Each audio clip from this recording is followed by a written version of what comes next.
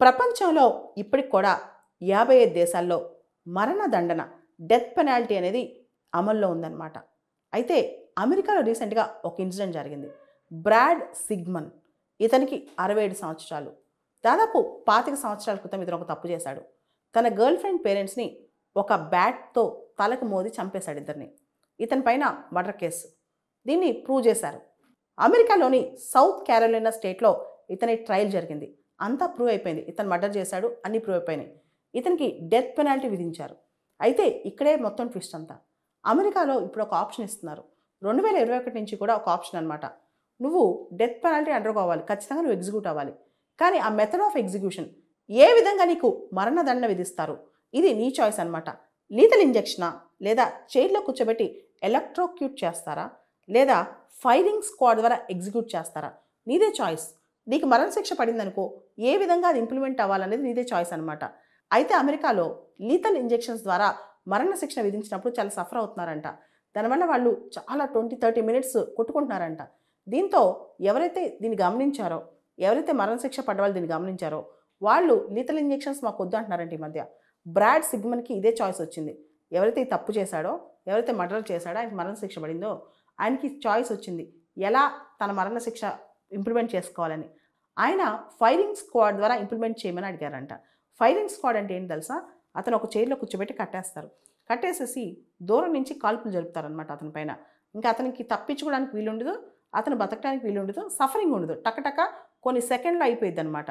తర్వాత డాక్టర్స్ వచ్చి కన్ఫర్మ్ చేస్తారు. ఎవరైతే అతని తరపున లాయర్స్ ఉంటారో వాళ్ళు బయట నుంచి వస్తారు.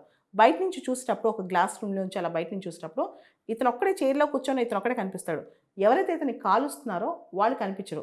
ఎవరైతే అమెరికాలో ప్రిజనర్స్ ఉన్నారో వాళ్ళు కాల్చడానికి వాలంటీర్ చేయొచ్చు. వాళ్ళు వచ్చి ఆ వాలంటీర్ చేయొచ్చు అనమాట. ఆ వాలంటీర్ చేసిన వాళ్ళని కూడా వాళ్ళు ఎవరికి కనిపించరు. వాళ్ళ పేర్లు, వాళ్ళ మొక్కలు అన్నీ ఎనానిమస్గా ఉంటాయన్నమాట. కేవలం ఎవరినైతే ఎగ్జిక్యూట్ చేశారో అతను మాత్రమే కనిపిస్తుంటాడు, అతని లాయర్స్ కూడా. ఇదంతా ఒక పద్ధతి ద్వారా జరుగుద్ది. ఈ ఫైరింగ్ స్క్వాడ్లో కనీసం 3 ఉంటారంట. ఈ ఫైరింగ్ స్క్వాడ్ ద్వారా ఇలా మరణదండ విధించడం అనేది అమెరికాలో కొత్త ఏం కాదు.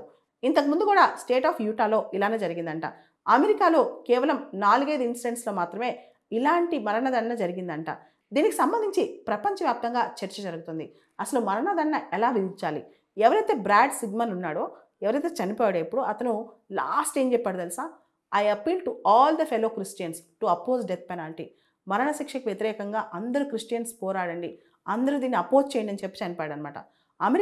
అమెరికా రాష్ట్రాల్లో 27 రాష్ట్రాల్లో ఇంకా మరణదండ ఉందన్నమాట. దాంతోపాటు American federal government, US military వాళ్ళ దగ్గర కూడా మరణదండ అనేది ఉందన్నమాట. అమెరికాలో మనం చూస్తే కనుక ఈ సంవత్సరం 2025 చూస్తే కనుక ఇది 6th ఎగ్జిక్యూషన్, అంటే 6వ మరణశిక్ష అనమాట. గత 5 దశాబ్దాలుగా 50 సంవత్సరాలుగా మనం చూస్తే కనుక మరణశిక్ష దాదాపు 1600 మంది పడింది అమెరికాలో. అయితే 2023 ఆమ్నెస్టీ ఇంటర్నేషనల్ డేటా ప్రకారం ప్రపంచంలో ఎక్కువ మరణశిక్షలు చైనాలో అంట. పూర్తి స్థాయిలో చైనాలో ఎన్ని ఉన్నాయో ఎవరికి తెలియదు, కానీ చైనా వాళ్ళు బయటికి చెప్పరు కదా ఎన్ని మరణశిక్ష వేస్తారో. కానీ చైనాలో ఎక్కువ. చైనా తర్వాత ఇరాన్, సౌదీ అరేబియా, సోమాలియా, తర్వాత అమెరికా అనమాట.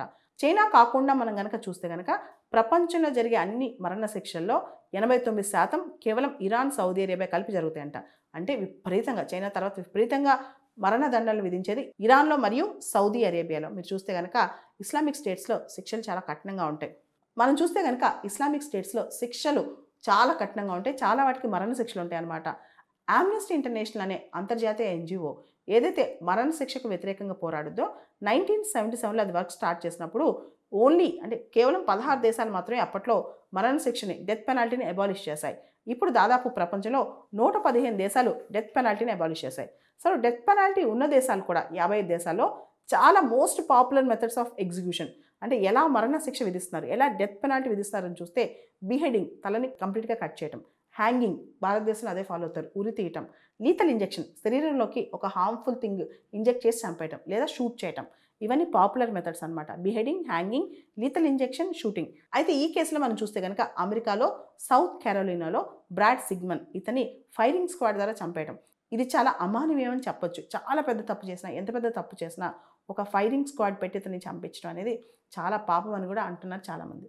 ప్రత్యేకంగా సివిల్ సర్వీసెస్ ఎగ్జామ్ సంబంధించి ఏ ఆప్షన్ చూస్ చేసుకోవాలి, ప్రిపరేషన్ ఎప్పుడు స్టార్ట్ చేయాలి, ఏ బుక్స్ రిఫర్ చేయాలి, ఇలాంటి డౌట్స్ ఉంటే CSBIS అకాడమీని కాంటాక్ట్ అవ్వచ్చు. దీనికి సంబంధించి నా పర్సనల్ అపాయింట్మెంట్ ఈ వీడియో పైన డిస్ప్లే అవుతున్న కాంటాక్ట్ నెంబర్కి ఫోన్ చేసి తీసుకోవచ్చు.